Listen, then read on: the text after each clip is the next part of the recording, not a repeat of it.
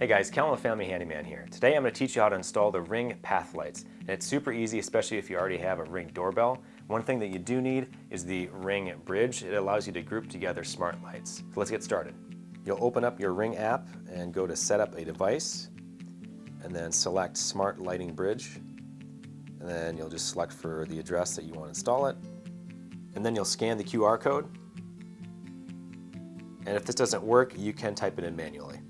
Next, you'll find a nice spot for the bridge somewhere near a Wi-Fi connection.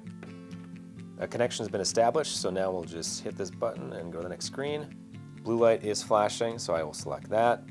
And now it's asking me to join the Wi-Fi network, so I'll go ahead and I'll hit join. So now it's scanning for available Wi-Fi networks, and yours should pop up. My Wi-Fi popped up, so I will select it, and the bridge will connect to it.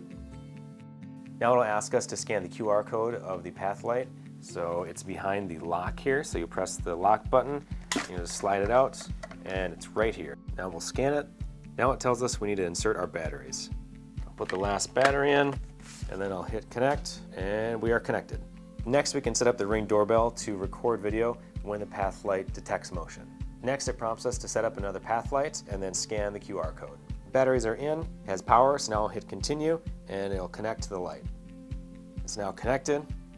And now we're on the screen where you can link devices. Now I can set the Ring doorbell to record video when this light detects motion. And after that's done, I can go in the backyard and place them.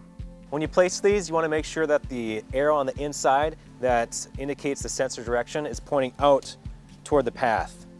And you might need a rubber mallet to get these in, but this ground's pretty soft, so I don't think I will need one.